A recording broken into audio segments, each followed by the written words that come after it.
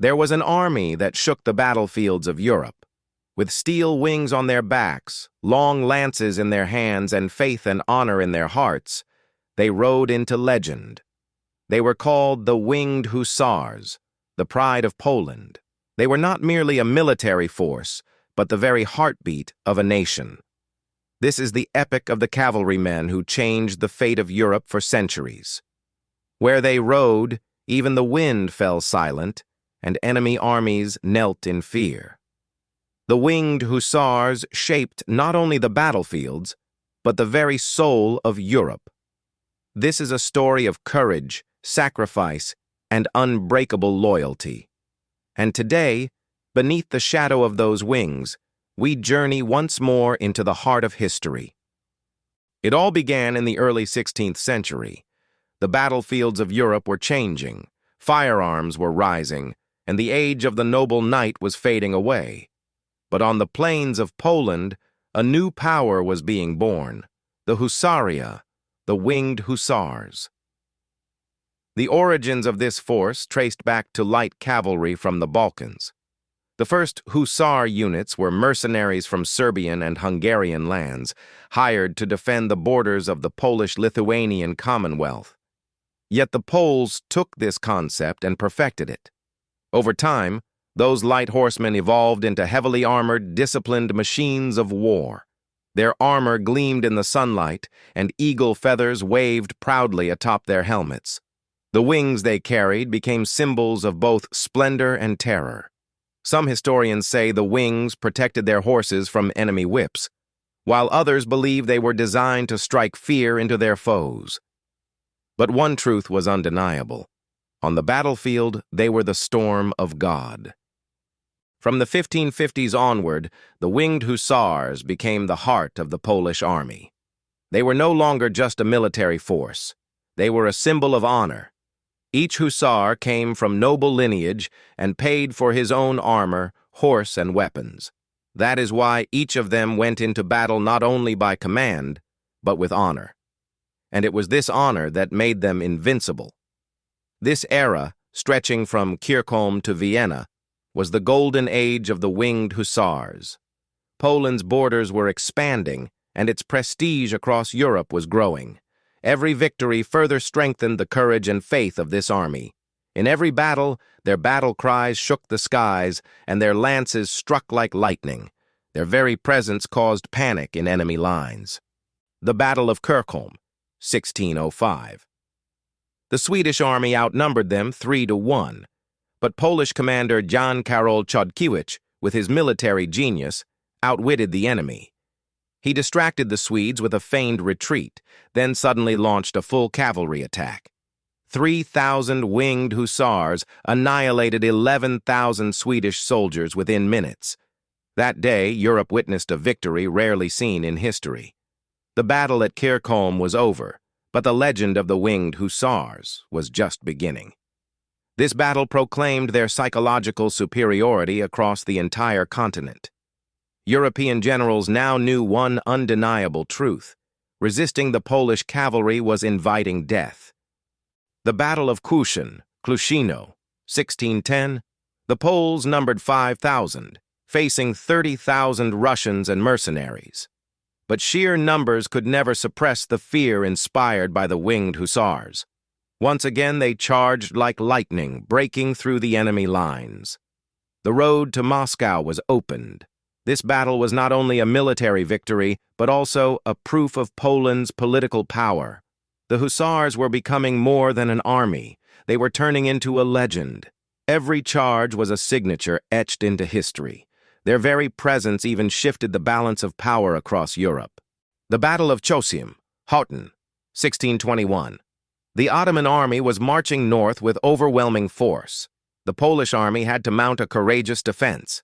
During months of resistance, the Winged Hussars repeatedly repelled Ottoman attacks. Cannons, rifles, or numerical superiority didn't matter. The spirit of the Hussars remained unbroken. With every assault, the winged men advanced like a storm, scattering the enemy.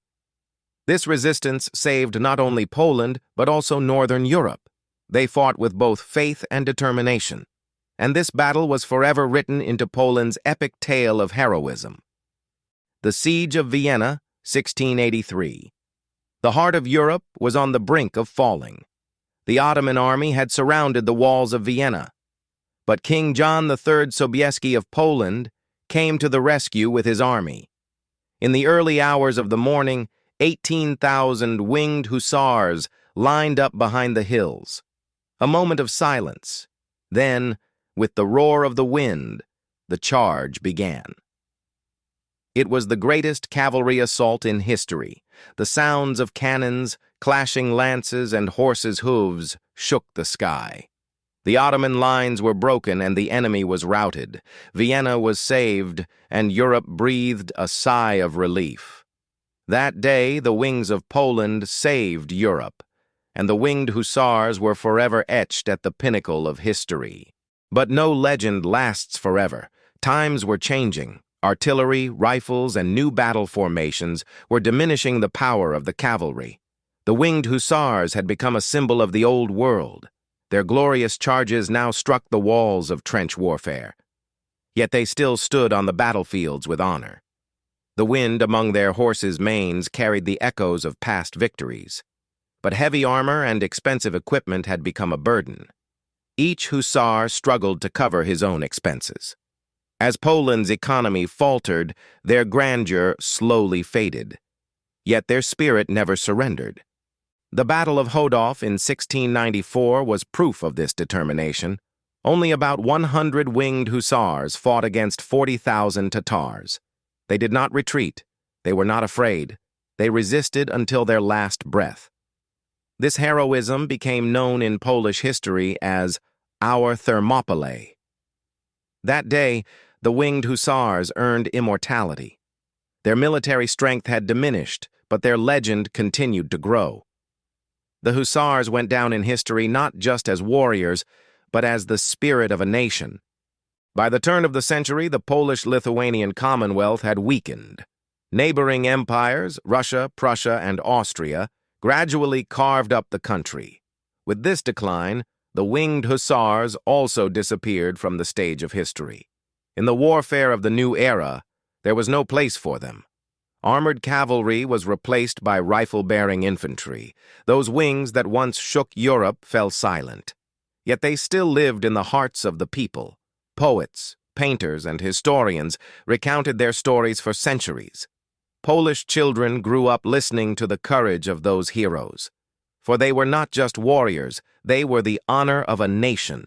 Today, traces of them can still be found on the streets, in museums, and in films of Poland. For modern Poles, the winged hussars are not just history, they are part of their identity. The clash of steel that echoed in Vienna, Hodów, and Kircholm still rings in the ears. The winged hussars continue to live on as symbols of courage and national pride.